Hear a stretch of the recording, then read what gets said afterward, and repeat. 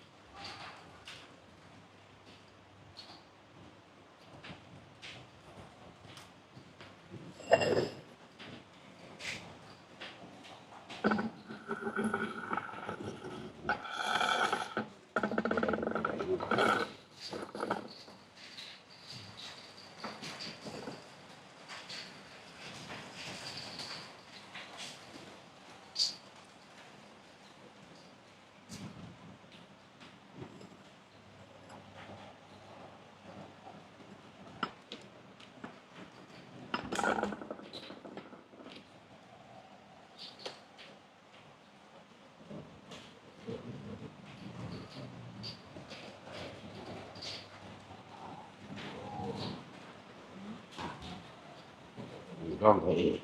จะนั่งเอง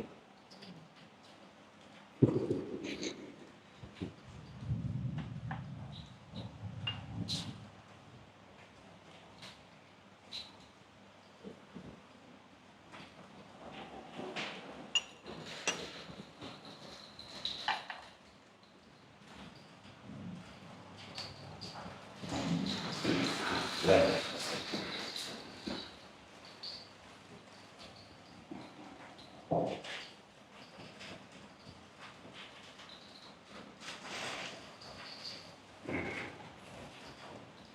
การปฏิบัติธรรมมันก็มีอุปสรรคเป็นธรรมดาเด้อยิ่งประเภทว่าต้องการพระนิพพานในศาสตร์นี้ยิ่งนักยังไปเคยอธิบายไปแล้วครับคนที่ต้องการนิพพานในศาสตร์นี้มันถึงขั้นต้องแลกด้วยชีวิตคนนี้เพราะสันเป็นสิบาไว้พระนิพพานคือฝากตายคือขามความตายให้ได้ว่าเฮาฝึกหัดคำว่าปล่อยว่างก็คือลืมคิดถึงมันบ่คิดถึงบุคคลที่รักบุคคลที่เกลียดทรัพย์สมบัติที่มีและที่ยังไม่มีปล่อยว่างก็ดีถ้าเฮาบ่นำสิ่งนั้นสิ่งนี้ก็มาคิดความทุกข์เกิดบ่ได้หรอกความทุกข์ความกังวลความเร่าร้อนเกิดบ่ได้ถ้าเฮาบ่นำสิ่งต่างๆเข้ามาคิดคนนั้นมันก็ถูกเพราะความคิดเกิดเพราะความคิดไปแล้วก็เกิดอารมณ์ความรู้สึกพบก็เกิดความรู้สึกนั่นคือพบมีสองอย่างคนมันส่วนมากมันอยู่ในความรู้สึกสองพอใจกับบ่พอใจความสุขคือความพอใจความทุกข์คือความบ่พอใจแต่ว่าคำว่าเฉยๆนี่รู้เวทนาหายากเนาะก็จุยแต่พอมาฟังธรรมก็บ่มีเครื่องอยู่เครื่องรู้จริงๆเนี่ยบ่รู้จักเด้เราสังเกตตัวเองตอนเราท่านได้ยินฟังธรรมหรือว่าเขามาปฏิบัติตื่นมาปั๊บคิดก็สิหาให้มันได้อันนั้นเป็นอันนี้โดดเนาะจนเขานอนหลับก็ยังฝันไปเป็นอีกธรรมดาเป็นธรรมดาการปฏิบัติธรรมเป็นมีอุปสรรคเป็นธรรมดาตอนที่เขาบ่ท่านเลยเข้าวัดฟังธรรมตอนเขาบ่ท่านเลยเขามาถึงขั้นปฏิบัติสวดมนต์ไหว้พระอย่างธรรมดาก็เป็นอย่างเนาะแต่พอไปหันหน้าเข้ามาท่านทำแน่ความเจ็บไข้ได้ป่วยกับเขาไม่ยืนเนาะเป็นเจ็บนั่นเจ็บนี่ออดแอดก็มาโลดเด้เรียกว่าขันธมารเจ็บปวดป่วยแล้วก็ย่างตายแน่แหละเรียกว่ามัจจุราชมารอย่างสัตว์จะอภิสังขารมารความคิดปรุงแต่งต่างๆอันเกิดจากการได้ยินได้ฟังได้เห็นผู้อื่นสายตาเขามองเฮาแบบนั้นแบบนี้เด้นั่นแหละอภิสังขารมารคือความคิดของเฮาเป็นไงเองเขาวางสั่นเขาวางสิไหลไปน้ำเขาเด้ญาติเป็นคือเขาว่า มันสั่นวันนี้กิเลสมากก็คือความอยากได้ในวัฏทรัพย์วัตถุทั้งหลาย1,500อย่างได้กิเลสมากธรรมดาบอกมันกับคนที่ว่าเวลามัน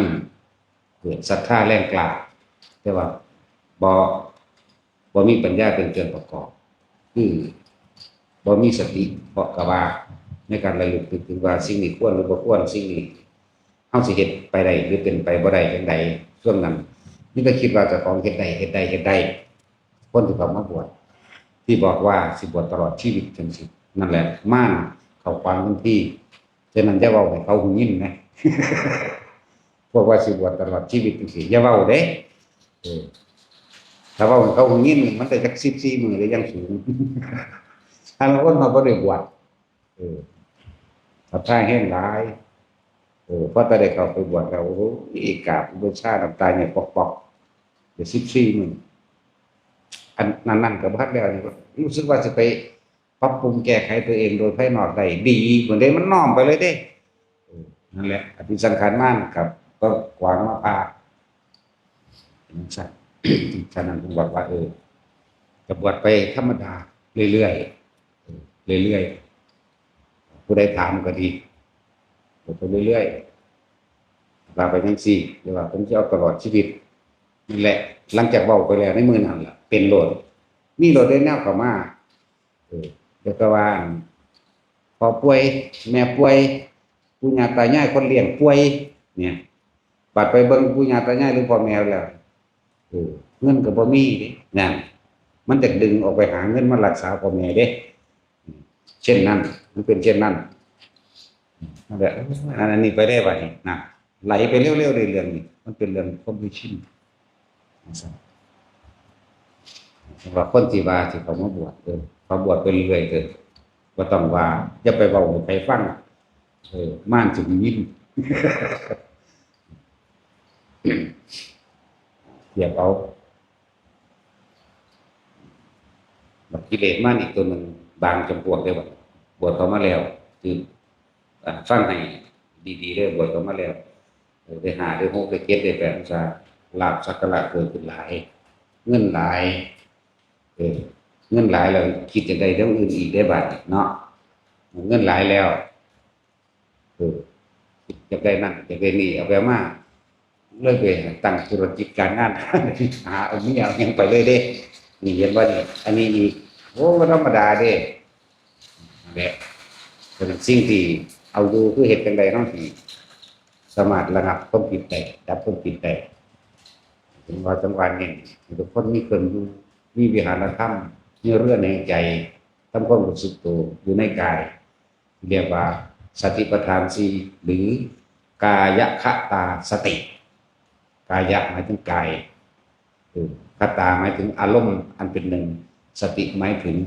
นึกถึงความรู้สึกที่ตั้งอยู่ในกายในจุดใดจุดหนึ่งจึงเรียกว่ากายคตาสติบางคนเมื่อฝึกไปแล้วแม้นเพียงแค่ปฐมฌานคืออย่างวิตกคือตรึกหรือนึกถึงลมหายใจเข้าออกของเองประคองความรู้สึกในลมหายใจเข้าออกได้ปิติมันเกิดให้อยู่แค่นี้ก็ได้ให้เป็นเครื่องอยู่แต่ว่ามันบ่อยู่แค่นี้ต่อกับคนเป็นพื้นฐานขั้นต้นแล้วต่อมาก็ลมหายใจก็หายไปเหลือเฉพาะอาการปิติที่เกิดขึ้นในจุดใดจุดหนึ่งในกายก็เรียกว่ากายคตาสติก็ได้บ่ผิดดอกอย่างเช่นที่พวกเขาเน้นย้ำให้อยู่ตรงกลางระหว่างหน้าผากคิ้วเป็นนิ่มๆนวลๆนึบๆตุ๊บๆก็แล้วแต่ซับไผซับมันถ่ายทอดความรู้สึกออกเป็นคำเบายากเด้เอาความรู้สึกมาเป็นคำเบาบางคนก็ว่ามันเป็นบอนๆเป็นบอนๆทุกการนี่เพิ่นก็สิไปคิดถึงเห็นปลาทุกบอนมันยุ่ยขึ้นมาแล้วมันสิยุ่ยขึ้นมาเรื่องว่าพวกนั้นเอ้าให้พวกเจ้าอยู่หม่องบอนๆนั่นแหละแล้วก็ว่าไปหั่นเลยบางคนก็ว่าเป็นตุบๆนวลๆบางคนก็ว่าเป็นนิ่มๆบางคนก็ว่าเป็นเสียวๆบางคนก็บอกว่าตึงๆอยู่แล้วเฮาเน้นว่าเฮาถ้าว่ามีจุดเริ่มต้นมันสิสอดทราย ดังนั้นเขาเลยใส่จุดเริ่มต้นโดยการสร้างสติปัฏฐาน หรือว่าสร้างฐานที่ตั้งแห่งจิตฐานที่ตั้งแห่งความรู้สึกจิตกับรู้กับจิตเป็นเดียวกันเด้อถ้ามันคิดจังอีกอย่างหนึ่งจะว่าละความรู้สึกที่มันเกิดขึ้นได้มันต้องเป็นอุเบกขาตอนนั้นมันเกิดขึ้นได้ต้องบ่มีคำว่าพอใจเลยบ่พอใจกับบุคคลสักสิ่งของและมันจึงมีวิธีว่าเราจะต้องสร้างกรรมฐานขึ้นมาอย่างใดอย่างหนึ่งให้เกิดเป็นฐานที่ตั้งที่การรองรับความรู้สึกตัวไว้จิตหนึ่งกับว่าจิตหนึ่งในความรู้สึกที่เป็นหนึ่งเท่านี้เน้นอยู่ในระหว่างที่สองกับที่สามอันที่หนึ่งนั่นน่ะฝึกไปแล้วที่สองและที่สามที่สี่สิเป็นเราเองหรอกแต่ว่าล่ะชั้นที่หนึ่งที่สองที่สามจึงอยากให้ทุกคนมันครองในชั้นที่หนึ่งสะก่อนวิตกหมายถึงลมเข้าออกว่าวิจารณ์ประคองเอาไว้การตรึกการนึกนั่นแหละแปลตามศัพท์มันตรงๆแต่ว่าเขาแปลตามความรู้สึกก็เลยว่ารู้สึกลมเข้าและลมออกและมีอาการปิติเกิดขึ้นลงกลางระหว่างคิ้วหรือหน้าผากเอาว่าไปให้เอาตรงนี้เมื่อมันชินแล้วยืนเดินนอนนั่งชินบางที่เขาบ่คิดอย่างแต่ว่าเขาบ่เข้าใจความเป็นมากของมันย่างไปดีๆก็ขึ้นนึบๆบางคนก็ขับรถไปเลยก็ขึ้นไปเลยจังซี่มีเรียกว่าทุติยฌานปีติสุขเอกคตาแต่ว่าละบาดถ้าได้ที่หนึ่งแล้วสองมันก็เป็นตัวเองสามก็เป็นตัวเองสี่ก็เป็นตัวเองที่นี่ส่วนพวกเขาที่บ่เข้าใจกับคำว่าเขาบ่เคยเป็นจึงเน้นย้ำให้แต่ละคนว่าเวลาใดก็ช่างที่เขาได้ฌานสองแล้วหมายถึงมีความรู้สึกเกิดขึ้นตรงกลางระหว่างหน้าผากไปแล้วบาดนี้เฮาสิมีเอิ้นว่านิวรณ์จากว่านิวรณ์แปลว่ากังวลกับสิ่งที่มันเกิดขึ้นกับกายกับกายเฮาอย่างนึงจึงบอกให้ทุกคนว่าอย่าหนีออกจากฐานที่ตั้งแห่งจิตอย่าหนีออกจากความรู้สึกอันเดียวอันเป็นหนึ่งตรงกลางระหว่างหน้าผากอย่างเดียวอย่าหนีออกจากนี้แม้อาการคนลุกจะเกิดขึ้นแทรกขึ้นมาเรียกว่าคณิกาปิติเกิดแทรกขึ้นมาในระหว่างจุดนี้บ่ต้องไปสนใจถ้าสนใจว่าวิกิกิจฉาสงสัยว่าลังเลสงสัยว่าคืออะไรมีนิวรณ์กังวลมันเองกังวลว่านี่คือหยังร้ายหรือดีเกิดขึ้นจากหยังเฮ็ดจังใดสิควรสิขจัดจังใดหรือควรสิให้เกิดจังใดนี่จึงบอกคนที่ฝึกไปแล้วให้มันเนื่องงวงอยู่ระหว่างกลางหน้าผากเดี๋ยวต้องอธิบายสามนวงก่อนบางคนก็นวงนิ่มๆนวงเย็นๆลึกๆนึบกลางหน้าผากแล้วบางคนก็ขึ้นกลางหัวหนังศีรษะเลยเด้อมือหน้าคือเอามือเศร้าเอาอย่างเงี้ยถ้าผู้ขึ้นมานี่แล้วก็ให้อยู่นี่เลยเด้อบ่ต้องสงสัยผู้ขึ้นมาบนกลางหัวแล้วก็คือกลางหัวหน้าอยู่นี่เอาอยู่นี่เลยผู้อยู่หน้าผากก็อยู่หน้าผากผู้อยู่ระหว่างทำกลางหน้าอกก็ให้อยู่ระหว่างทำกลางหน้าอกตอนนั้นบานนี้เอิ้นว่านิวรณ์มันเกิดขึ้นคือบางคนฟังไปแล้วมันเคยเกิดอยู่หน้าผากอยู่แต่ว่ามันเกิดขึ้นไปบนหัวมันลงระหว่างทำกลางอกมันแต่ว่าฟังพอไปแล้วอยากให้มันเป็นคือกันหมายถึงว่าอยากให้กูคือบ่เป็นคือลงภาวะกูคือเป็นอยู่นี่เรียกว่ากามฉันทะมีความพอใจในความรู้สึกที่จะให้เกิดตรงนี้ฟังดีๆเด้อมีความรู้สึกว่ามันไม่ตรงกับสิ่งที่ได้ยินได้ฟังมาจะบ่นอยากให้มันเกิดตรงนี้เด้เลยใส่ความคิดอยากให้มันมานี่เฮ็ดจังได๋เนาะสิให้มันมานี่ได้เห็นบ่สิบอกว่าทุกคนถ้ามันเป็นถ้าผู้อยู่หัวแล้วก็อยู่เลยถ้าผู้อยู่หน้าผากก็อยู่ถ้าผู้อยู่หน้าวางทางผากอกก็อยู่ไม่ต้องเอาอะไรเข้ามาเพิ่มเติมและไม่ต้องเอาอะไรออกไม่ต้องนำเข้าบ่ต้องเอาออกเข้าใจบ่เพียงแค่ทำความรู้สึกอยู่แค่จุดเดียวจุดเดียวนี่คือหน้าผากกระช่างกลางหัวก็ตาม หน้าอกก็ช่างบางคนมันไหลถึง3 จุดเลยเห็นจักบ่แต่ว่าไม่ต้องสงสัยแค่รู้สึกตัวมันเป็นความรู้สึกที่อยู่ในกายแบบที่เรียกว่ากายคตาสติสติคือเรานึกถึงหรือรู้สึกนั่นแหละรู้สึกเนาะบางคนที่อยู่ในระหว่างในโพรงจมูกเลยรู้สึกว่าเป็นแค่ลมออกอยู่ในโพรงจมูกนี่นึงเด้บางคนก็อยู่นี่บางคนก็อยู่ระหว่างตรงกลางหน้าผากบางคนก็อยู่หัวบางคนก็อยู่หน้าอกเลยไหลไปในฐานทั้ง4หรือแม้กระทั่งว่าลงไปตรงท้องอยากว่าหลัง1 2 3บางคนเข้ากลางสมองเอา4 5ตรงกลางระหว่างหน้าอก6เหนือสะดือ7ท้องน้อยเลยเอา7ฐานไปแต่แม้มันสิ7ฐานกับซางสิ่งที่พึงระลึกไว้เสมอคืออย่าหนีออกจากความรู้สึกในกายเข้าใจบ่บาดนี่ว่าถ้ามันอยู่ในกายความรู้สึกอันนี้นิ่มๆนวลๆเป็นความรู้สึกอันเกิดจากจิตสงบแล้วจิตร่วมแล้วเด้จิตร่วมก็บ่คิดเด้เข้าใจคำว่าจิตร่วมบ่คือบ่คิดมันอยู่จุดเดียวเด้มันจึงเกิดมาร่วมบ่คิดนั่นแหละก็เลยมันก็เลยที่เอิ้นอีกอย่างนึงว่าอุปจารสมาธิหรือนิวรณ์เกิดขึ้นแต่ว่าอุปะมันแปลว่าสิ่งที่อุบัติขึ้นในท่ามกลางระหว่างความสงบในท่ามกลางระหว่างความสงบเกิดขึ้นแล้วอย่างวันนี้ที่ว่าบางครั้งพุทธกาลปิติก็เกิดแทรกคืออาการขนลุกบ่แม่นตาขนลุกตัวโตบางที่ก็ขนลุกเฉพาะไทยทอยหรือนี่เฮานี่เองก็มีทั้งล้างขึ้นมาบางทีมันก็เลยความรู้สึกของที่หน้าผากก็ได้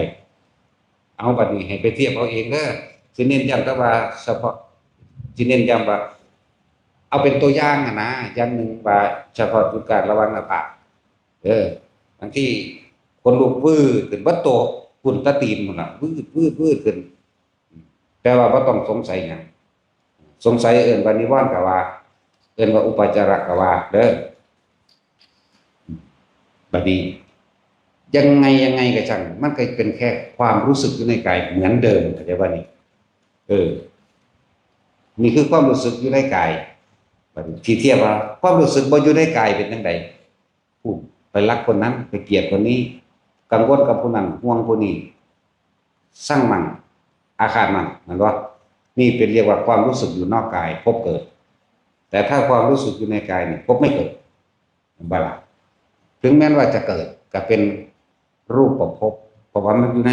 เขาว่าฌานจิตตั้งมั่นก็เป็นหนึ่งแต่ว่านี่เว้ากันพวกนักคิดซื่อๆดอกเอาเด้อ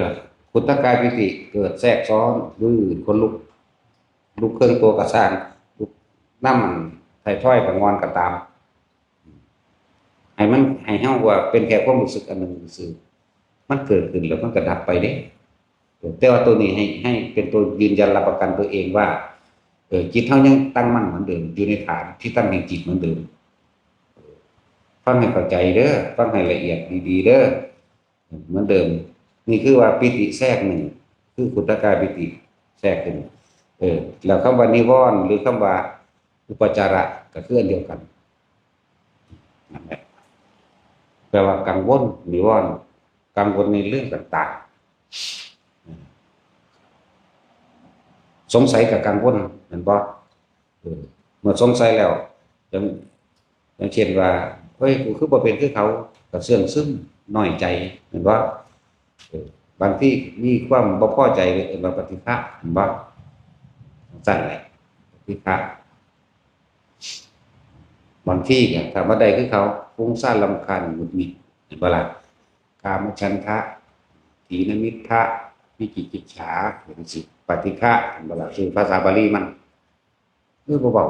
ภาษณะนี่ก็เลยจะแปลยังไงคักปานนั้นเนาะแต่ก็แปลคือเก่าแหละนั่นแหละบัดนี้ไอ้พุทธกาปิติอธิบายไปแล้วแม่นเฮาตั้งมั่นอยู่ในนี่เด้อ ความรู้สึกนี่คนลุกแทรกซ้อนก็ช่างให้รู้ว่าแทรกคนลุกรู้ได้บ่คิดได้แต่ว่าเป็นความรู้สึกขึ้นมาเลยแหมเออต่อมาบางคนที่อยู่แบบนี้แล้วนี่บางทีมันก็โยกว่าโยกหน้าโยกหลังโยกนิ่มๆเราก็ได้โยกแห้งดอกนิ่มมีเฮ็ดให้เบิ่งอยู่นี่จักว่าแสดงประกอบพร้อมเด้แต่เฮาใส่ความรู้สึกหยุดมันได้มันก็จังซี่ได้บัดแหละก็บ่ต้องสงสัยหยังมันเหมือนกันครับที่แรกแทรกซ้อนที่ไปอยู่ก็แค่นั้นก็รู้ว่าอยู่คืออยู่ในกายเหมือนเดิมต่อมาเนื้อกระตุกตามขากระชังกระตุกตามขาตามแขนตามหน้าอกตามหลังก็เป็นเด้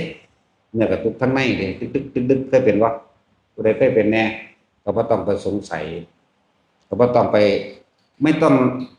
องหาวิธีขจัดมันออกจากบ่แล้วก็บ่ต้องไปหาวิธีนำเข้า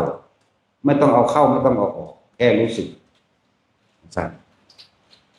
ไปบางที่มันก็เกิดคล้ายๆกับกายลอยขึ้นเนาะคล้ายๆกับกายลอยขึ้นหรือลอยขึ้นจริงๆก็ช่างก็จริงก็ช่างจงมากมันตกใจก่อนดอกบ่ลอยมันเลยเศร้าลอยก็มีเด้ถ้าบ่ดื้อบ่มึนใส่มันอีหลีมันบ่ลอยเป็นปกติให้ได้เด้ฝึกเอาคักๆเรื่องลอยหายากก็บ่ต้องไปใส่หยังกับมันเพราะว่ามันเป็นอุปกาปิติเรียกว่าเหมือนกับกายลอยขึ้นคือลอยขึ้นจริงๆส่วนมากตกใจก่อนเบิดนั่นแหละตัวเฮาเองตกใจตั้ง3เทื่อ4เทื่ออยู่แล้วมันแต่ประคองความรู้สึกได้ซื่อๆจังตรวจสอบทดลองไปว่าตัดออกบ่ตัดออกก็ได้แต่ว่าให้แค่ว่าให้รู้ไหมมันน้อยคนอยู่ที่สิไปร้อยได้นั่นน่ะแต่ว่าที่มีปัญหามากกว่านี้คือหยังโอกันติกาปีติแปลว่าเห็นนิมิตต่างๆบ่ว่าสิเป็นนิมิตในแสงเขาเรียกกันบางที่ก็ขาวนวลออกจากหน้าผากบางที่ก็เป็นอยู่ในหูดังเจ้าของเองเป็นยาวๆเขาออกไปได้ว่านี่ดังเฮาไปยาวดอกแต่ว่าสิ่งที่มันเห็นเกิดขึ้นมาในตาเฮามันยาวเป็นพืชเขาไหลขึ้นน้ำก็ว่าคือหลอดไฟนีออนที่มีควันๆก็ว่าเขาแต่ว่าบ่ต้องสนใจหยังจังได๋มันก็อยู่ในกายมันอยู่บัดนี้นิมิตเสียงก็จัดอยู่ในประเภทโอกันติกาปิติเด้อนิมิตเสียงเข้าใจว่านิมิตเสียงตัวนี้แหละสิมีปัญหามากนิมิตเสียงนี่หมายถึงว่านิมิตภาพนิมิตเสียงนิมิตกลิ่นเด้อตัวนี้สิมีปัญหามากเฮ็ดให้คนเกิดความสงสัยมากว่าคือหยังนั่นล่ะ เป็นเรื่องเป็นเล่าบางคนติดไปเลยในอดีตเข้าใจว่ามันเป็นจริงเป็นจังไปได้เป็นเรื่องเป็นเล่าเป็นปกเป็นศาสตร์เข้าใจว่านี่เป็นสั่นแหละบางคนก็ติดไปเลยเห็นนะตัวนี้สิมีปัญหามากที่สุดที่คนเอาเข้ามายึดมากเกี่ยวกับการเห็นนั่นเห็นนี่ได้ยินเสียงมั่งได้กลิ่นมั่งรูปรสขึ้นเสียงเกิดขึ้นพร้อมกันมั่งจักว่าล่ะเหมือนกับที่ว่าเหมือนกับตัวเฮาเองเป็นตัวละครแสดงอยู่ในนั้นนี่เป็นนิมิตเห็นว่าเนี่ยเป็นบัดสิเว้าเรื่องคือจังนั้นนี่เฮานิมิตเฮาเห็นทางพระเจ้าตากกะหมู่ทหารบริวาร500ตีฟ้าไม่รอดมาพุแต่ว่าออกบ่ทันใดแต่ว่าไปเห็นผู้หญิง2คนใส่จงกระเบนรัดหน้าอกผ่ามัดหัวแทรกแหกวงล้อออกมาตัวหนึ่งสามารถให้พระเจ้าตากออกนี้จากวงล้อมันได้จังซี่แหมที่ออกได้ความมีเรียกว่าลูกสาว2คนนั่นล่ะป่ะคือฟ้าว่าออกมาทางนี้เพิ่นแทรกมาให้แล้วจากปึ๊บพอต่อออกวิทย์ไปแล้วกลับไปทางนั้นคือขาดแล้วเพราะมันหลายจังซี่นะบัดนี้ถ้าเฮาเอาไปเป็นจริงเป็นจังบัดนี้เฮาสินำหาได้ผู้หญิง2คนนั้นเป็นไผเด้เข้าใจบ่ล่ะนี่มันสิไปติดจังซี่มากผู้หญิง2คนเป็นไผนะ แต่ที่ว่าถึงปัจจุบันเข้ามาทุ่งสังหารวัดโพสาวหารที่เป็นสร้างไว้เป็นที่เป็นอนุสรณ์ของที่นาวัดโพสาวหารที่ไหนเกิดปัจจุบันเขาเอ่ยอย่างทุ่งสังหารอยู่สุพรรณบอกอยู่อ่างทองไปกินบริวารสุพรรณบริวารอ่างทองนะมันว่าอยุธยาเบิดเนี่ยเนาะกรุงศรีอยุธยาลักษณะนั้นนะแดะแต่มันเป็นเรื่องเวลาจังสันคือจังมันเป็นความรู้สึกว่าคือเป็นเฮ้าของพี่นะมันสิถิ่มบ่เป็นเด้นั่นแหละผมเลยไปสร้างวัดไว้จริงๆนะไว้เป็นอนุสรณ์เพราะระลึกถึงหญิงสองคนน่ะเอื้อยกับน้องหรือมันมู่กันก็ไม่รู้ละลักษณะนั้นเลยว่าจริงๆเริ่มจากเลยว่าวัดโพสาวหารวิลสตรีสองคนนี้นะตั้งชื่อเป็นวัดโพจะเอาชื่อสองคนไปใส่เรื่องโพสาวหารเดี๋ยวนี้เรื่องกระทุ่งสังหารเป็นสั้นแหละเจอวางได้ละเดือนนี้เราวางแบบคุณลักษณะนั้นตัวนี้เริ่มยากเข้าใจว่ามันเหมือนกับว่าตัวเองเป็นจริงๆเรื่องจากอธิบายแต่ละคนเข้าใจว่านิมิตภาพต่างๆถ้าเป็นเรื่องเป็นเล่าเป็นรูปเป็นกินเป็นรสเป็นเสียงก็มานี่เฮาต้องทำความรู้สึกที่มันเดิมนี่แหละเข้าใจว่านี่แม้มันสิเห็นยังก็ช่างอย่าออกจากความรู้สึกในกายอันนี้อย่าออกจากกายคตาสติหมายถึงว่าสติยังระลึกถึงความรู้สึกอยู่ในกายจะออกไปกับเรื่องเล่าที่เห็นพอนึกออกว่าแต่ละคนเด้อคือถามไปหรอกว่าปานนั้นน่ะบ่คือสิบ่มีผู้ใดเห็นปานนั้นหรอกแต่ว่าบอกไว้มันมีอยู่พระถูดงถูปลายในดงมันมีอยู่ถูไปก่อนมันสิทุกเองดอกดงมันถูไปก่อนถูไถไปซะก่อนเดี๋ยวมันสะอาดเอง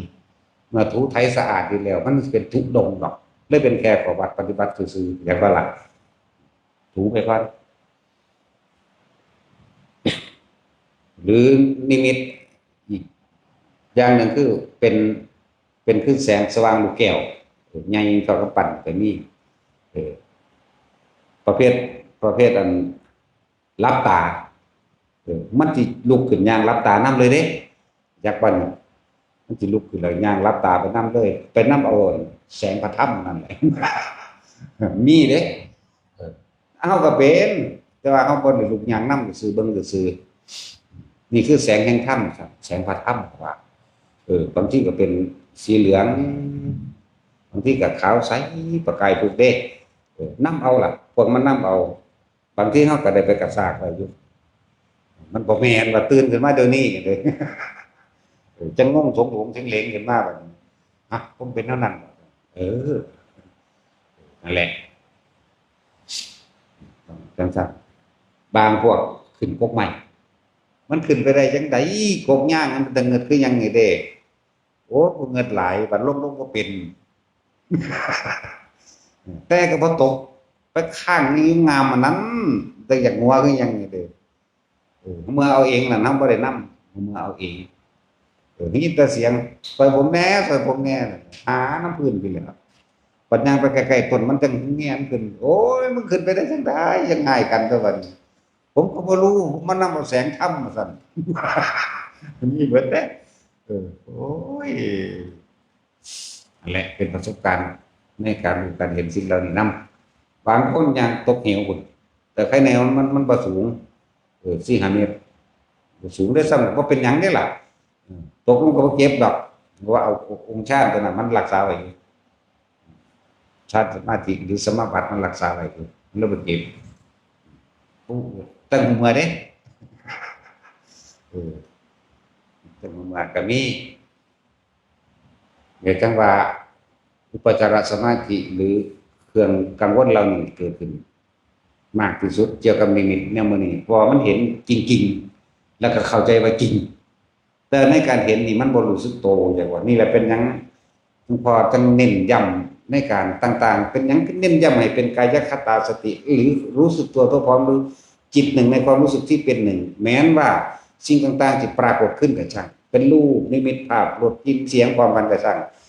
เป็นเสียงเฉพาะเสียงกระช่างเฉพาะกลิ่นกระช่าง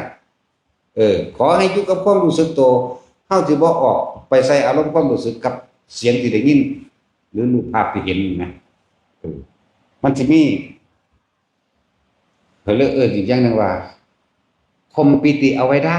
แต่ว่าอยู่กับปิติอันครึ่งหนึ่งอยู่ในระหว่างกลางเป็นมัชฌิมาถ้ามันไหลไปเลยคือไหลไปเลยกับปิติแต่ทรงความรู้สึกออกจากกายเราเด้นั่นที่ผู้นั้นนำเอาอันดวงถ้ำดวงถ้ำจากบ่มันบ่มีความรู้สึกตัวเลยเป็นฝันไปแล้วเด้แล้วแต่มันเห็นอีหลีได้ล่ะเฮาก็เคยเป็นมาแล้วนะจังหูจักว่าว่าถ้าปั๊บเข้าไปรวดมันชินโอ้นไปยิ่งสนุกสนานเฮฮาอยู่นำนิมิตต่างๆเหมือนเด็กแต่ว่าบ่มีความรู้สึกตัวสมมุติว่าเฮาไปเป้งบังไปฟังแน่นั่นเสือกตัวนี้ตายแล้วไปเป็นในเหตุการณ์อีหลีเด้ไปเบิ่งนรกเสือกตกนรกอีหลีได้แล้วน่ะมันเป็นธรรมดาเด้สั่นแหละอยู่ในระหว่างทำการตกอีหลีนั่นตัวนี้ตายแล้วจึงบอกว่าทุกคนพยายามทำความรู้สึกตัวให้มากก็คือว่าบ่มีหยังมากทุกคนมั่นใจในความรู้สึกตัวเดียวนี่ล้วนผู้ใดรู้สึกอยู่กลางหัวก็อยู่ผู้ใดรู้สึกในระหว่างหน้าผากก็อยู่ใครรู้สึกในอกก็อยู่ใครรู้สึกในท้องก็อยู่ถ้ามันอยู่ไปแล้วนั่นบ่ต้องบังคับให้มันไปหันไปนี่แต่ว่าเฮามีความรู้สึกไปกับมันสำหรับคนที่เคลื่อนมันมีอยู่หรอกสำหรับคนที่มีความรู้สึกเคลื่อนบางคนที่อยู่ในโพรงจมูกก่อนแล้วบางทีก็เคลื่อนมานี่บางทีก็ลุ่มลึกเข้าไปเลยเด้ลึกเข้าไปในกลางสมองเลยก็มีบางคนถึงหัวก่อนจึงลุ่มลึกเข้ามาในกลางหัวสมองแม้กระทั่งการเห็นเพดานกะโหลกเพดานหัวกะโหลกของเองอันแจ้งๆมันบ่เป็นหลอดไฟเด้แต่ว่ามันเห็นเข้าใจว่านี่มันบ่เป็นหลอดไฟแบบนี้แต่ว่ามันเห็นโลดเนี่ยที่จังเฮาเห็นหลังคาเนี่ยเป็นบุบหันวิบหนีมันมีเบิดนั่นแหละขาวๆบางคนก็ลุกลงมานี่ก็ให้รู้สึกลงมาระหว่างทำการอกระหว่างตะการหน้าสะดือทั้งน้อยก็อยู่นี่ถ้ามันมาอยู่ระหว่างคมๆอยู่ในระหว่างกบเกลือนสะดือเลยก็ให้รู้สึกอยู่นี่ยังกระจ่างว่าจะออกจากความรู้สึกในกายจึงเรียกว่ากายคตาสติกายกับกายนั่นแหละคตาก็หมายถึงอารมณ์เดียวเอกคตาจิตนั่นแหละสติหมายถึงนึกระลึกรู้สึกถึงในกายในกายมันก็มีเวทนามีจิตอยู่ในหันอยู่แล้วถ้ามันเป็นเอกคตาสติแล้วก็ว่ากายเวทนาจิตเวทนากายจริงทั้งหลายทั้งปวงบัดเขาว่าธรรมคือหยังธรรมคือหยังธรรมว่าสิ่งทั้งหลายทั้งปวงนั่นแหละเบิดแหละบ่ว่าคนบ่ว่าต้นไม้บ่ว่าลมบ่ว่าฝนอะไรแบบนี้เรื่องนั้นคือเน้นให้ทำสมาธิลืมตาเน้นทรงฌานหรือสมาธิลืมตาเฮาสิเข้าใจคำว่าสักแต่ว่าเห็นเอาฝึกไปเลยคือเฮาเห็นกันทีเดียวนี่เห็นทุกคนอยู่นี่แต่ว่าเฮาบ่คิดนำไผจักคนถ้าสาวันคิดสิเป็นแบบนี้เน้นนะโมนั่นหลับเห็นบ่แต่มันคิดจริงๆน้องอันว่ามันคิดถ้าผู้นั้นตู้สุขอยู่มันคิดเด้เลี้ยวไปทางนั้นเน้นผู้นั้นนอนอากลากอยู่นี่นั่นคิดจักว่าล่ะสั่นแต่ถ้าเฮามีความรู้สึกขึ้นนี่จิตใจเฮาสิจดจ่อหรือวิตกนี่หมายถึงน้อมจิต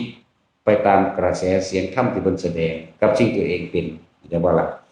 มันสินิ่งอยู่ในจิตเดียวคือเก่า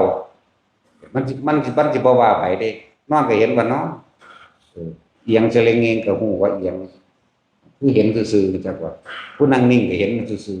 ๆวันผู้ใส่เสื้อสีเขียวสีเหลืองสีแดงก็เห็นซื่อๆแต่ความรู้สึกอยู่เหมือนเดิม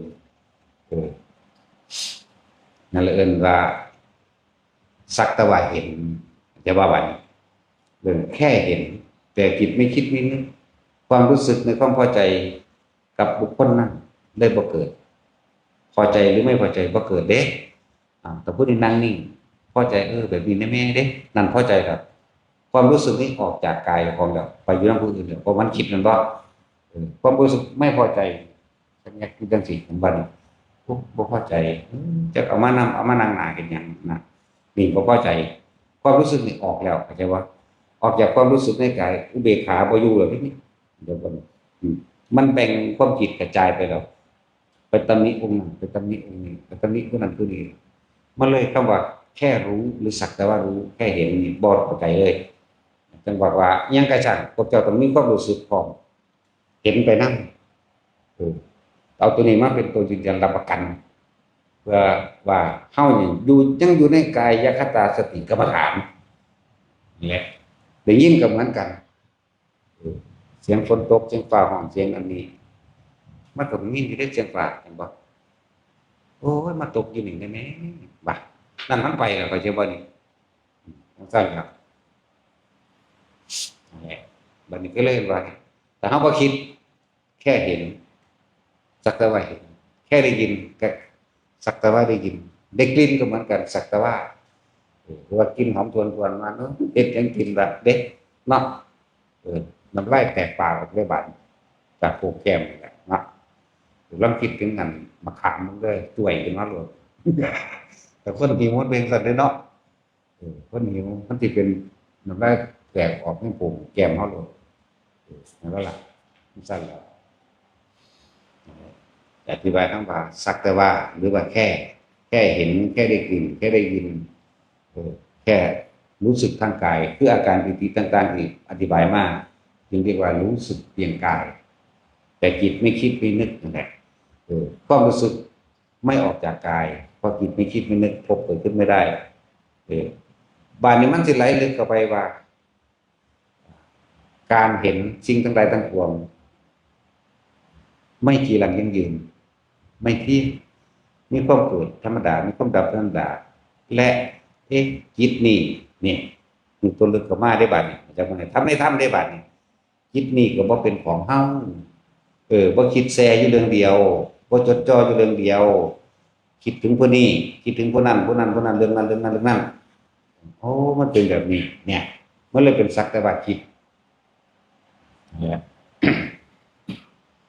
คิดซื่อๆลึกเข้ามาแล้วเด้อนี่เด้อตะกี้ว่าบ่ให้คิดนั่นบ่บัดนี้เอาทำไม่ทำบัดนี้ความรู้สึกตัวยังอยู่ความคิดมันไปบัดนี้เนี่ยฟังกันตะงงเด้อความรู้สึกตัวอยู่แต่ความคิดมันไปแต่ว่า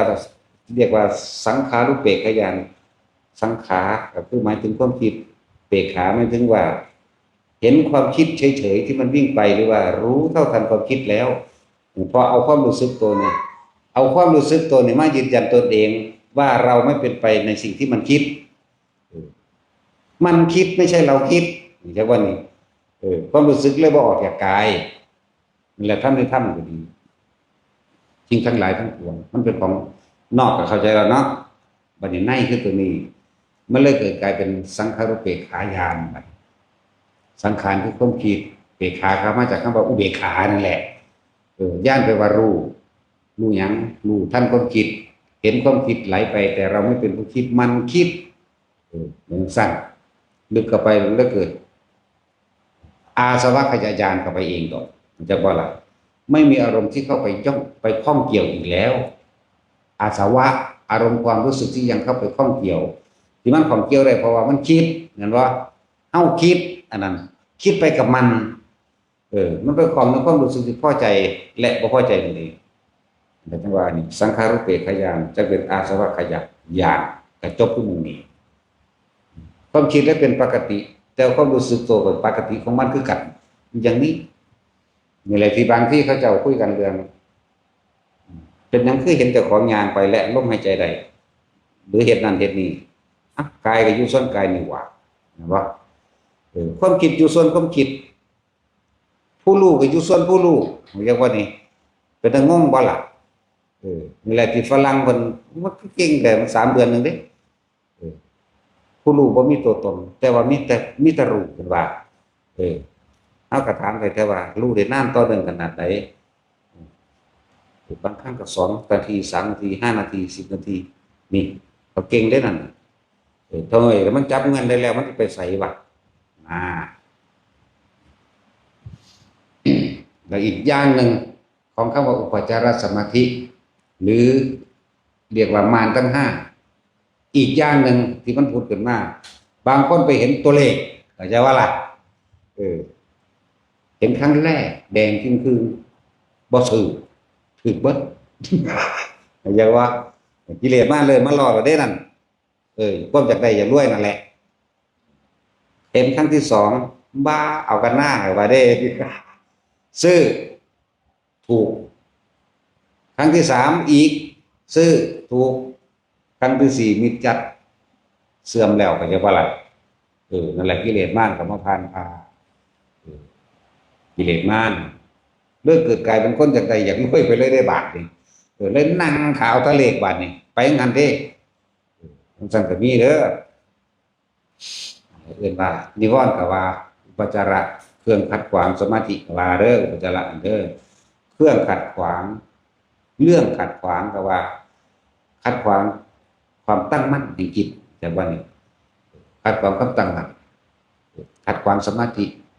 กับหูอยู่แล้วว่าแปลว่าจิตตั้งมั่นอยู่ไสตรงนี้ฐานที่ตั้งฐานนี้ผู้อยู่ฐานนี้ก็อยู่ฐานกลางหัวก็อยู่ด้วยฐานหน้าผากก็อยู่ด้วยฐานอกก็อยู่ด้วยฐานท้องก็อยู่แต่ทุกฐานนี้ต้องเริ่มต้นด้วยอานาปานสติหรือเริ่มต้นด้วยปัทมฌานก่อนทั้งเบิดนั่นแหละคนบ่ได้จุดแรกมันสิบ่ได้2 3 4 5 6 8มาจากไสเดี๋ยวนี้เห็นบ่ล่ะเรื่องอันอรูปฌานมันบ่ค่อยแสดงปานใดดอกบ่แม่นว่าบ่ได้ได้เบิดนั่นแหละแต่ว่ามันบ่มีประโยชน์จากว่าล่ะเอา1 2 3 4นี่พอแล้วเวลามันเข้าฌานมันก็เข้าเองมีผู้ใดกำหนดเข้าหรอกจักว่าล่ะจะไปกำหนดได้จังไดกำหนดก็คิดไหมแม่นบ่ล่ะผู้จะไปถามไปบอกแม่นบ่ล่ะซั่นสูงผมเสียงเหลงอยู่พอสนั่นไปก็เลยยิ้มแม่นเบิดออกไปจากนี่ก็เฮ้ยนี่ก็บ่แม่นนะมันว่าตัดสินนั่นแหละพวกนี้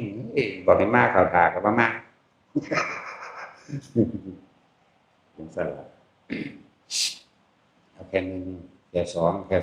3พอแล้วจุดสำคัญคือเราต้องทำให้บ่อยทำให้มากทำให้ชินเด็กชินอยู่ในความรู้สึกตัวนี่แหละเด้อความรู้สึกตัวนี้งั้นอาการอื่นๆสิมาพาแทรกซ้อนบ่ต้องไปขจัดมันออกแล้วก็บ่ต้องนำอีหยังมาเข้าเพื่อประหารมันเด้ให้ทำความมั่นใจตั้งมั่นเฉพาะจุดเดียวนี่เองเข้าไปจุดเดียวนี่พอเฮาเริ่มต้นจุดนี้เด้อนอกนั้นมันเกิดไปเองก็รู้สึกตัวผู้ใดบ่เข้าใจก็ฟังซ้ำๆแต่บางทีมันมาจังซี่อีหลีแม่นบ่ล่ะสำหรับผู้เคลื่อนมันเคลื่อนไปเองของมันดอกเฮาบ่ได้เป็นผู้เคลื่อนมันเฮามีหน้าที่รู้สึกตัวว่าบ่เอาความรู้สึกออกจากกายบางคนก็อยู่ในลมเลยบางคนก็อยู่ในนี่บางคนก็อยู่กลางหัวบางคนอยู่หน้าอกบางคนก็อยู่ท้องจุดใหญ่ๆไว้แต่ว่าบ่แม่นว่าจะให้เหมือนกันทั้งหมดบ่ได้ตายตัวเด้อกันทำงานบ่ได้ตายตัวเด้อมันบรรลุได้แบบใดก็เอาแมงก่อนนะเนาะมันตั้งมันได้แบบใดก็ตั้งมันเอาโลดมันบ่แม่นหลักตายตัวเด้หรือว่าเรื่องหลักการมัน40อย่างบ่ได้กรรมฐานแม่นบ่ล่ะโดยอานาปานสติเขาเจ้ารูปแบบอานาปานสติ16จักบ่น่ะจังซั่นแล้วเฮาหลักเอาโลดผู้ใดรู้ลมหายใจได้หรือจับอยู่หน้าลมได้คนเฮาก่อนสิตายกลับมาล้มเบิดจักบ่อยู่ในลมแหละมีชีวิตอยู่ก็มีเพราะว่ามีลมหายใจเบิดชีวิตเสียชีวิตก็เพราะว่าเบิดลมหายใจได้ล่ะนั่นบ่ล่ะแต่ว่าให้มีเครื่องอยู่ในระหว่างก่อนที่สิตายนี่จนชินแล้วก็บ่คิดบ่นึกเป็นคนบ่ประสาทเป็นคนบ่เรื่องมากเป็นคนบ่คิดมากเรื่องยังเกินช่างมันเถาะสร้างแมงดอกก็แล้วตัวเนาะผู้ใดก็ตายแมงเพิ่นน่ะแน่ปัญญาอันแล้วแต่มันสิคมไปได้แล้วแต่เด้อันนี้เด้อคำว่าแล้วเพราะว่าปัญญาก็คือเห็นตามความเป็นจริงก็แค่นั้นแหละก็แค่มีไปตายนั่นแหละสูเนาะจังซี่นะนี่มันเป็นเรื่องกลมกับของกลับมาหาเครื่องอยู่ของเจ้าของเอง ห็นมันชินบาดสิตายนั่นน่ะมันก็เป็นของมันเอาเองดอกเพราะว่าเฮาชินแล้วหมายถึงเฮาเป็นคนบ่คิดมากบ่เรื่องมากมันร่วมเข้ามาสู่ลมหายใจดับปึ๊บบางคนก็ได้อรหันต์ก่อนตายบางคนก็ได้ก่อนตายซะด้วยซ้ำเห็นบ่อย่างนั่นก็อนาคามีคนตายในลมส่วนคำว่าต้องด้วยปัญญาอนิจจังทุกขังอนัตตามันเห็นพอแห้งแล้วล่ะเห็นว่ามันตาเห็นเป็นความเข้าใจที่ยอมรับและถกเถียงบ่ได้เข้าใจบ่ล่ะคำว่าเห็นนี่ทัศนะหรือญาณทัศนะนี่นะผู้ใดก็เกิดมาตายเอาคิดเบิ่งระลึกเบิ่งคักๆรู้มันหลอดจะพ้นอยู่บ่เนาะมันซั่นแหละแต่มันเห็นแล้วมันก็เลยต้องหาเครื่องอยู่มันซั่นคำว่าเห็นหรือว่าคำว่าดวงตาเห็นธรรมนั่นแหละเห็นจริงทั้งหลายทั้งปวงเกิดขึ้นทั้งเบิดก็ดับไปทั้งเบิดยังเกิดอันนั้นดับแต่มันยอมรับมันบ่มีนักยากเนาะจักรยานอยู่ได้เนาะญาติตายไปลูกไปเมียญาติลูกว่าท่านนี่ใหญ่เนาะญาติใส่นี่ก็เบิดสารเบิดมันก็ตายคือเก่านั่นแหละนี่ไปใส่เลยนี่ใหญ่บ่ใหญ่มันก็ตายคือเก่าลูกก็เลยนั่นว่าล่ะหลานเหลนหล่อนมันก็ดีอันนั้นนี่ว่าท่านได้แล้วบ่แล้วมันก็ตายคือเก่านั่นแหละนี่คือความเข้าใจแล้วบ่ต้องนั่นนี่พยายามหาเครื่องอยู่ให้มันชินจะบ่บัดถึงว่าอยู่กับกายคตาสติรู้สึกตัวอยู่ในกายนี้เป็นสั้นเวลามันสิตายแรงของลมเองเกิดมาก็เกิดมานำลมเด้ตายก็เพราะว่าเบิดลมเด้บ่ล่ะเอาซ้ำเรื่องนิมิตต่างๆเด้อนั่นแหละอุปสรรคอันใหญ่เลยล่ะนิมิตต่างๆเห็นพระพุทธเจ้าได้คุยกับพระพุทธเจ้ามันธรรมดาเด้มันก็เชื่อมันว่าเพิ่นสอนมันนี่กูบ่เชื่อไผเด้จะไปเชื่อเจ้าของมั้ยก็ว่าเห็นซื่อๆรู้ซื่อๆได้ยินซื่อๆแต่ว่าบ่เข้าไปถือบ่เข้าไปยึดรู้ทุกอย่างนั่นเห็นจริงอยู่แต่มันบ่จริงอย่านำเข้ามาเป็นจริงเป็นจังมั้ยเข้าใจว่าล่ะมันบ่เป็นปัจจุบันเด้นั่นเห็นแล้วก็ยังนำซึมเกิดนำหากันหน้าเนาะสินำหายังเกิดตายมาหลายศาสตร์ไปก็ดีถ้าเกิดมาแต่ระบบแต่ศาสตร์มันมีผัวมีเมียผู้เดียวดอกเห็นบ่ล่ะลูกก็บ่แม่นว่าหาจักกัดสิมามีลูกศาสตร์นี่ผู้เดียวเด้ผัวเหมือนกันเมียเหมือนกันพ่อแม่เหมือนกันบางที่พ่อแม่ศาสตร์ที่แล้วเป็นงัวเป็นควายอยู่ไสก็บ่รู้เห็นบ่ล่ะซั่นแหละเป็นคนอยู่ไสก็บ่รู้เป็นเทวดาอยู่ก็บ่รู้เนี่ยแล้วบ่แม่นหาก็เกิดและให้สังวรระวังความคิดต่างๆหรือความเป็นห่วงอย่างต่างๆสั่งเกิดคือว่าทุกคนมาหมั่นอยู่ในความรู้สึกตัวนี่แหละให้มันตั้งมั่นจิตเดียวอารมณ์เดียวความรู้สึกเดียวอย่าออกจากกายเดียวมองใดมองหนึ่งในกายของเองความรู้สึกได้เอาเน้นความรู้สึกเด้รู้สึกอยู่นี่ก็สร้างแม่ก็รู้สึกในกายรู้สึกอยู่นี่ก็ตามในกลางหัวก็ตาม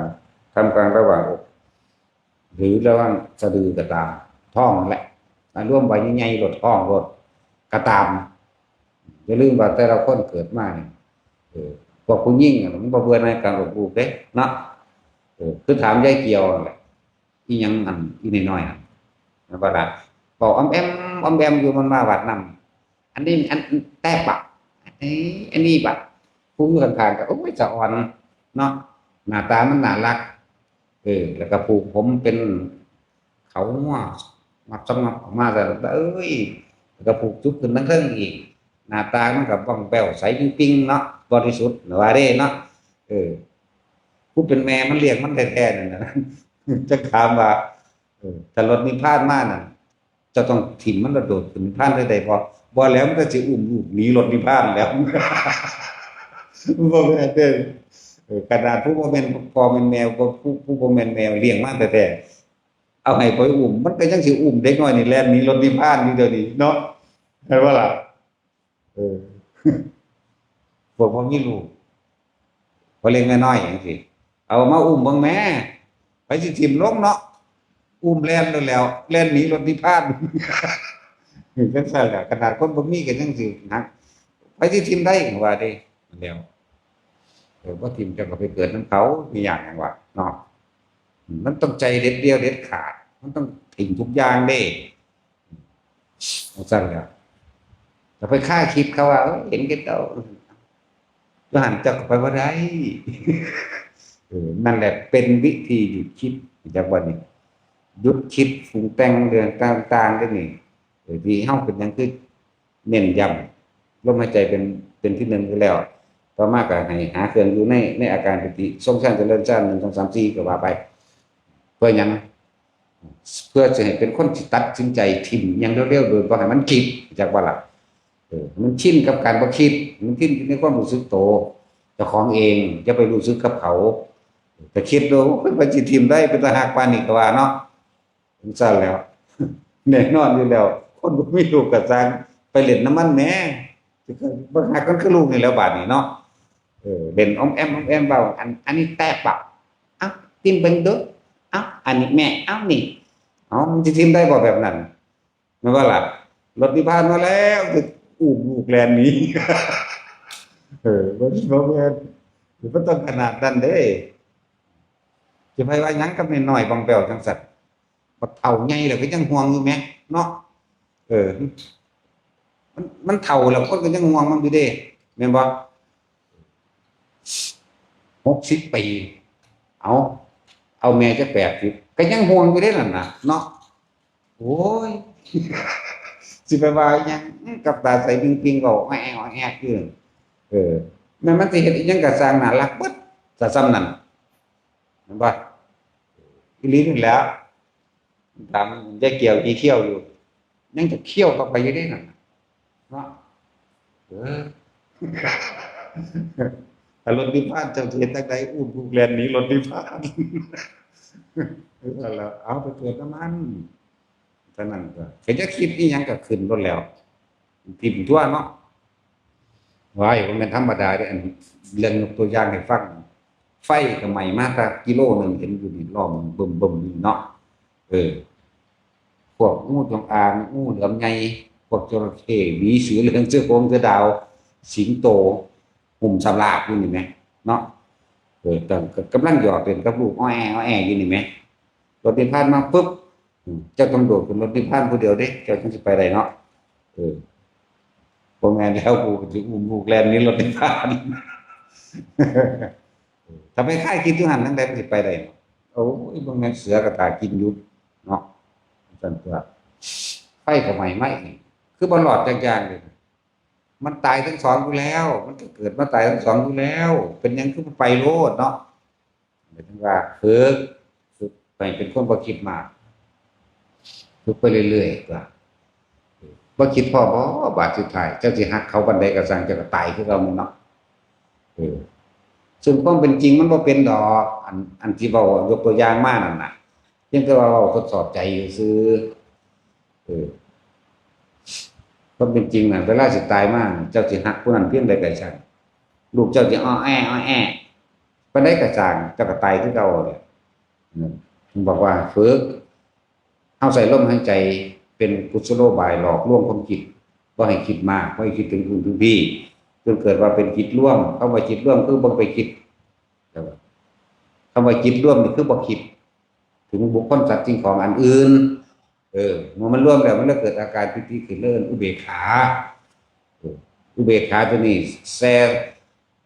ตัวนี้ก็คือแสดงออกทางความรู้สึกทางกายโดยเฮากำหนดขึ้นตั้งไว้ตรงกลางระหว่างคิ้วหรือหน้าผากก่อนเป็นจุดแรกเป็นเครื่องหลอกบ่ให้ความคิดไปหาผู้นั้นผู้นี้นั่นแหละมันเริ่มว่าจิตร่วมกับว่าจิตตั้งมั่นในความรู้สึกที่เป็นหนึ่งกับว่ากายคตาสติกับว่ารู้สึกตัวพร้อมกับว่าเด้อย่าหนีออกจากจุดนี้เอาล่มเป็นเครื่องล่อความคิดเมื่อมันบ่คิดถึงอันใดอันหนึ่งแล้วมันก็เกิดกลายเป็นอุเบกขาตัวแล้วคำว่าจิตร่วมคือหลวงปู่หลวงตาพ่อแม่ครูอาจารย์เฮาว่ามานั่นเพิ่นเห็นนิมิตจังซั่นจังซี่อันนั้นแหละอุปสรรคใหญ่จักว่าล่ะคือไวโรจน์เพิ่นสิเว้าแผ่นแผ่อุปโรคขึ้นมาเพื่อเกิดกำลังใจซื่อๆเด้คนที่มันหลงไปจังซั่นมันมากกว่านั้นอีกเด้หลงไปว่าจริงเข้าใจบ่ล่ะจังซั่นแหละไม่ถิ่มตัวนั้นบ่เป็น เลื่อนว่านิวรณ์ก็ว่าเลื่อนอุปจาระหรืออุปสรรคในการทำความสงบก็ว่าที่มันละบ่ได้ทิ้งบ่ได้เพราะมันไปเสือเข้าใจว่าจริงพร้อมแล้วก็ไปยึดพร้อมบางคนก็ไปตามหาในนิมิตนั้นจริงพร้อมเด้เสียเวลาเห็นมันขนาดนั้นเด้เห็นก็เห็นซื่อๆโลกนี่แหละจังว่าเป็นหยังขึ้นเน้นเรื่องสมาธิมื่นตาแล้วก็พยายามอธิบายคำว่าสมาธิแปลว่าจิตตั้งมั่นนี่บ่แม่นไปนั่งโดยท่าไปนั่งโดยการฝึกเบื้องต้นคือเพิ่นเลยบอกว่าต้องนั่งซะก่อนต้องหลับตาก็ว่าไปบัดนี้เฮาบัดนี้พามันเป็นแล้วหลับตาก็ได้มื่นตาก็ได้แต่ว่าเอาความรู้สึกตัวเล่นเน้นกันมื่นตาสิมากกว่า ที่บอกว่ารับตาเห็นน่ะอย่ามาคุยขนาดมื่นตาเห็นแท้ๆมันก็ยังเฮายังบ่สนใจบ่ล่ะยังบ่เชื่อเด้รับตาเห็นนี่มาคุยเพราะว่ามันฝันมื่นตาเห็นแท้ๆเฮานี่เฮาทำความรู้สึกตัวของเฮาอยู่แล้วปีนเครือใหม่ขึ้นไปดันคุณจันทร์วีขึ้นไปพอได้ย่างได้ก็ย่างไปความรู้สึกตัวก็คือเก่าบางทีก็เห็นเขาย่างออกมาจากพวกใหม่ก็เบิ่งเห็นอยู่แต่บ่คิดเนี่ยนั่นแหละบางทีก็เป็นแสงพุ่งขึ้นบ่ว่ากันเว้นกันขึ้นได้ทั้งนั้นแต่ว่าล่ะที่แสงมันออกมาบ่แม่นกลางคืนจังสิขึ้นเด้บางคนก็ว่าดาวเสด็จบ่หรือแสงเพชรบ่บางทีแม้เป็นแสงเพชรที่พุ่งขึ้นจากดินก็มีไปตกคุณจังซี่ย่างไปนำก็มีเด้เฮาก็เคยย่างมาแล้วนะไปเบิ่งก็บ่มีเป็นพึบๆๆๆๆแต่กันก็มีแต่พุ่งจู๊ดไปแบบกว้างลงคือจังสิย่างนำอะไรนี่นั่นแหละทดสอบอันนั้นหลายแบบกว่านั้นเยอะสิไปว่าหยังกับผีสางบัดนี้เขาจะเสียงหัวเราะเฮาอยู่ไกลๆพุ่นอยู่นั่นแหละเขาเรียกว่ากล้องลูกธรรมดาเขาเรียกวากวากพิสูจน์ได้เฮาบ่จริงๆนั่นน่ะไปเบิ่งโอ๊บนกขบานกเสียงห้องเป็นตะยานซ้ำนกแสกมันลืมอยู่แล้วเนาะบอกแทรกทีเดียวนั่นน่ะแจ๊ดจ๊าดอึ่งน่ะเบิดแล้วหลายอย่างอยู่แล้วนี่คือทั้งหลายเหล่านี้เป็นการทดสอบทดลองว่าเฮาสิออกจากกายคตาสติหรือจำจิตตั้งมั่นในความสงบอันเป็นหนึ่งหรือจะออกจากความรู้สึกตัวบ่คำว่าสติแปลว่าจิตตั้งมั่นในความสงบ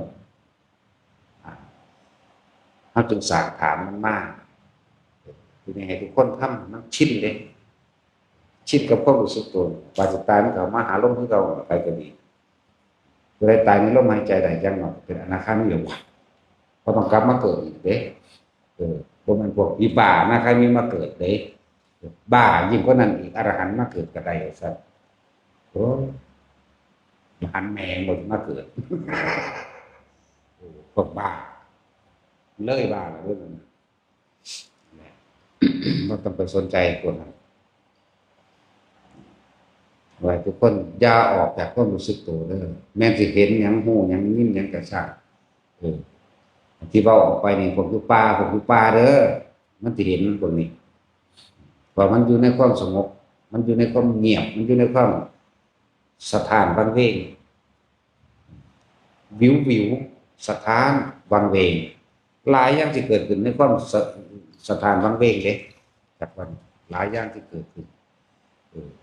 ว่าหาต่างๆหลับตาเห็นคือเก่าต่างๆที่เกิดขึ้นแม้จะเป็นเรื่องจริงก็สร้างบ่ให้ถือว่าจริงจังว่าซื่อโลดพวกอันบางบทจังซั่นจังซี่มันก็มีอยู่นั่นแหละแต่เฮาบ่ได้สนใจไปบทบังกับมันดอกอันบังบทไปเลยรับแลเมื่อที่ตาบ่เห็นแลไปว่ามองดูจังซี่หลับตาเดี๋ยวบ่เห็นก็ว่ามึงหลับแลแต่ต้องเห็นด้วยทางในคือว่าเรื่องก็หลับแลมันก็มีอยู่หั่นแหละแต่เฮาบ่สนใจดอกนี่แหละถึงขั้นว่าเขาชวนไปเอาอันนั้นอันนี้มาจากถวายเพื่อสิสร้างวัดพุ่นเด้เขาไปนำแม่นอีหลีย่างไปนำกันคือคนเฮาธรรมดานี่แหละคนจริงๆนี่แหละเด้อ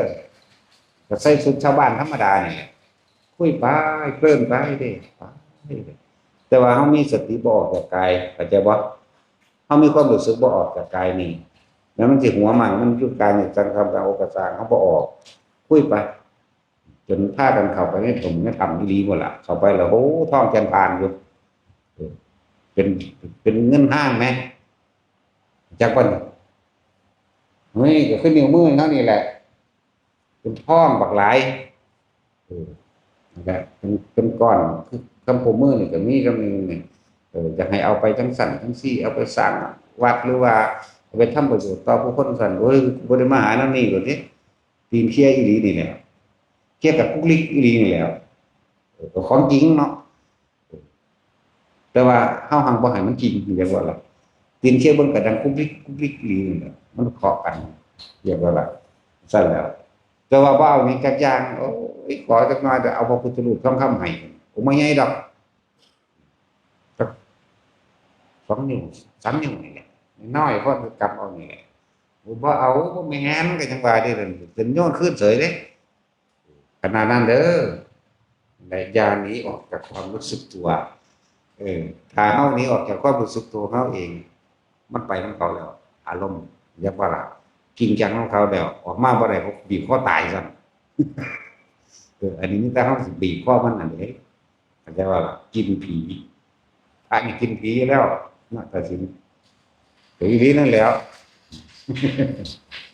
ผู้ใดตายเขาพาไปสวดเว้ยไปหากินก็เนาะอย่าให้ผีกินเด้อเนาะเอาสมาทาน